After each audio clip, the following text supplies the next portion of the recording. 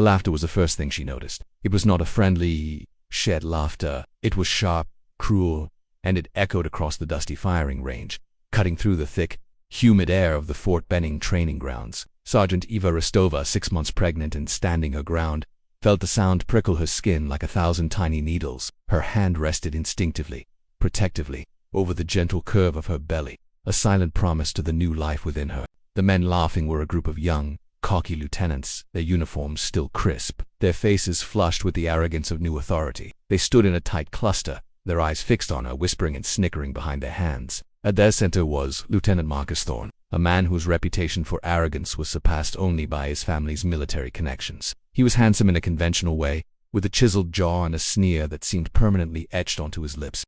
"Look at her," Thorne said, his voice just loud enough to carry. "They're letting anyone hold a rifle these days. What's she gonna do?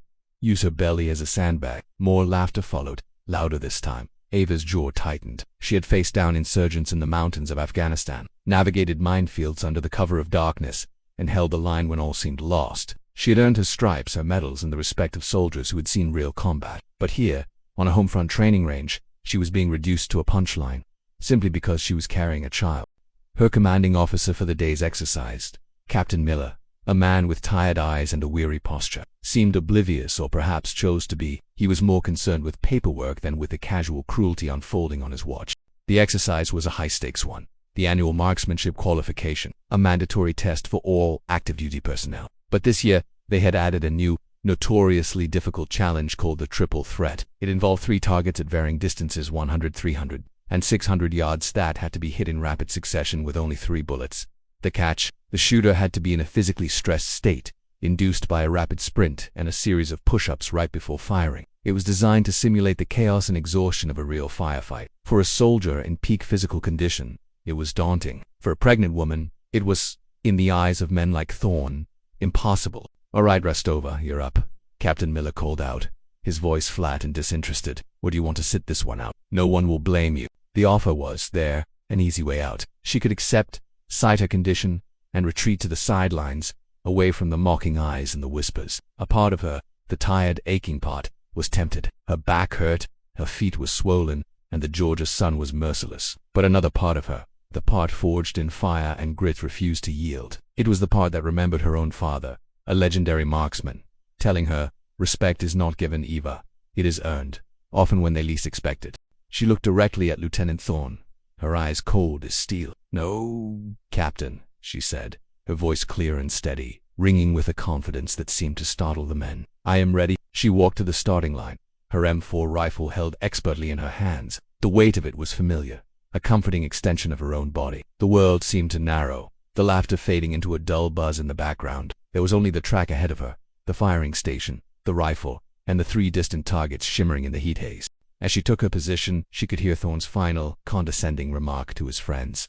"Get ready for a light show. She'll be lucky to hit the dirt in front of her." Eva took a deep breath, filling her lungs. She was not just shooting for a qualification anymore. She was shooting for every woman who had ever been underestimated, for every soldier judged by their appearance rather than their skill. And she was shooting for the tiny, kicking life inside her, to show that a mother's strength was the most formidable force in the world. The starting pistol was about to fire, and with it, Sergeant Eva Rostova was about to show them all what a mistake they had just made. The sharp crack of the starting pistol shattered the air. Eva exploded from the starting line. Her movements were not clumsy or hindered as the lieutenants had expected. They were economical, powerful, and driven by a will of iron. Her boots pounded against the hard-packed earth, each stride eating up the ground. The 50-yard sprint was designed to elevate the heart rate, to make the shooter's hands tremble from exertion. As she ran, she controlled her breathing, a rhythmic in and out that she had practiced for thousands of hours. It was a technique taught to her by the best, a way to maintain calm in the heart of a storm.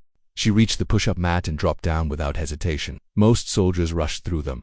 Their forms, sloppy. Eva's were perfect. Each one was a controlled, deliberate movement, her back straight, her core engaged. She was not just a soldier. She was an athlete. The men watched, their smirks beginning to falter. This was not the struggling, out-of-place woman they had imagined. She sprang to her feet, her heart hammering against her ribs, just as the drill intended. She sprinted the final few yards to the firing station, grabbing her M4 rifle from the rack. She had exactly 15 seconds from the moment she picked up the rifle to fire all 3 shots. This was the moment where most failed. The combination of a racing heart, heaving lungs, and trembling muscles made precision shooting nearly impossible. The first target, at 100 yards, was manageable for most.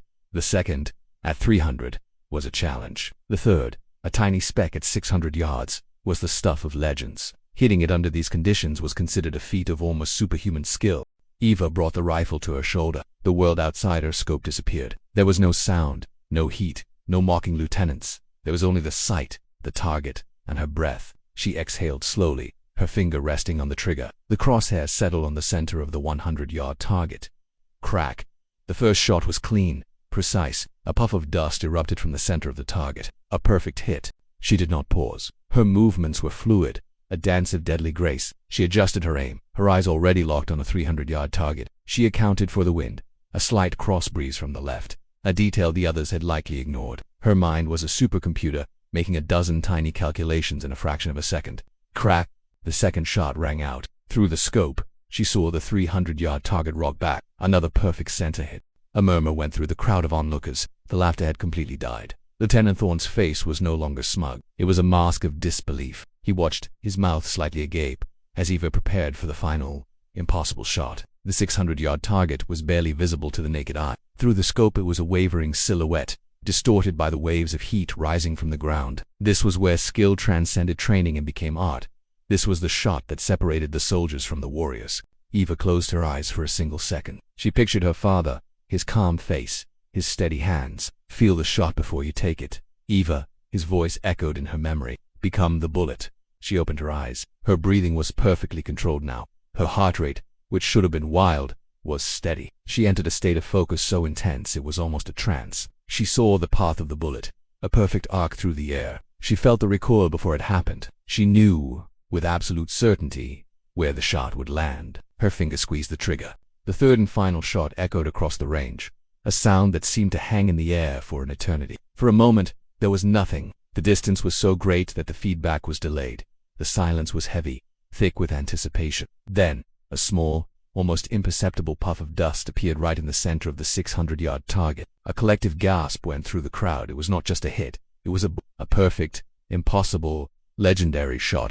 For a long moment, no one spoke. The only sound was the gentle breeze and the distant hum of the bass. Eva lowered her rifle, her face calm, her expression unreadable. She had not just passed the test. She had shattered it. She had set a new record for the Triple Threat Challenge, a record that would likely stand for years. Captain Miller, who had been watching with a slack-jawed expression, finally found his voice. He walked over to the official spotter, who was looking through a high-powered telescope. Confirm the hit, Miller commanded, his voice trembling slightly. The spotter, a grizzled old master sergeant, looked up from his scope, his eyes wide with awe. Confirmed, sir, he said, his voice filled with reverence. All 3 shots, dead center. I've been on this range for 20 years. I have never, ever seen anything like that. The silence that followed was broken by a new sound. It was not laughter. It was the slow, deliberate clapping of a single pair of hands. Everyone turned. Standing near the edge of the training area, leaning against his official vehicle, was a man no one had noticed before. He was tall and imposing, his uniform decorated with the 2 stars of a major general. It was General Wallace, the base commander, a man known for his stern demeanor and his legendary combat record. He had been watching the entire spectacle unfold. General Wallace walked slowly towards the firing line, his eyes fixed on Eva. The slow clap stopped as he came to a halt in front of her. The lieutenants, including Thorne, snapped to attention, their faces pale with shock and fear. Sergeant Hostova, General Wallace said, his voice a low, powerful rumble. He did not smile, but his eyes held a look of profound respect. That was the finest display of marksmanship I have seen in my 30 years of service. Eva stood tall, her gaze steady. Thank you, General. The general then turned his head, his gaze sweeping over the cluster of shamefaced lieutenants. His eyes, cold and hard as granite, landed on Thorne. Lieutenant Thorne, the general began, his voice dropping to a dangerously quiet level. I heard your comments earlier. You seem to find Sergeant Rostova's condition amusing. You seem to believe that her pregnancy makes her a lesser soldier. Thorne's face went from pale to ghostly white. He swallowed hard, unable to speak. Sir, do you have any idea who you are mocking, Lieutenant? General Wallace continued, taking a step closer to the terrified young officer. Are you familiar with the name Viper? A few of the older soldiers in the crowd gasped. The name was a legend in certain circles, a ghost story told in whispers. Viper was the call sign of a sniper who had operated in the most hostile territories. Credited with over 100 confirmed kills, including some of the most high-valued targets in the war. Viper was known for taking impossible shots under unimaginable pressure. The sniper's identity was a closely guarded secret, and they had reportedly retired from active combat missions 2 years ago. General Wallace gestured towards Eva. "You're looking at her," he said, his voice booming across the range. Sergeant Eva Viper Rostova holds the record for the longest confirmed combat sniper shot in the history of this division. The reason she is on this base and not still in the field is because she is carrying the child of her late husband, a fellow soldier who gave his life for this country. She is not just a soldier, she is a hero, and she is a mother. The revelation hit the crowd like a physical blow. Thorne looked as if he had been struck by lightning. He stared at Eva, not with mockery now, but with a mixture of terror and utter. He was in the presence of a living legend, and he had treated her with nothing but contempt. The general was not finished. "The fact that she can outshoot every single one of you while 6 months pregnant is not just a testament to her skill. It is an embarrassment to you, Lieutenant. It proves that you judge by sight, not by substance. You are not fit to lead soldiers. You are not even fit to stand in her shadow." He turned to Captain Miller. "Captain, see to it that Lieutenant Thorne and his friends are assigned to latrine duty for the next month. And I want a full, formal apology delivered to Sergeant Rostova by the end of the day." "Yes, General," Miller barked, his back ramrod straight. General Wallace turned back to Eva, his expression softening slightly. "Sergeant, you have nothing left to prove. Your place in the history of this army is secure. Take care of yourself and that future soldier you are carrying." "Thank you, General," Eva said again, a small, genuine smile finally touching her lips. As Eva walked away from the firing line, the crowd of soldiers parted for her like the sea before Moses. The whispers that followed her now were not of mockery, but of awe and reverence. Lieutenant Thorne and his friends stood frozen in humiliation, their faces burning with shame. Eva did not look back. She walked with her head held high, her hand once again resting on her belly. The sun felt warm and pleasant on her skin now. She had faced the fire and had not flinched. She had earned her respect, not with words, but with 3 perfect shots that would be talked about for years to come. And in the quiet sanctuary of her own heart, she knew her father would have been proud. She was a daughter, a wife, a soldier, a legend, and soon she would be a mother, ready to teach her child the same lesson she had taught the men on the range that day. Never, ever underestimate the strength of a warrior.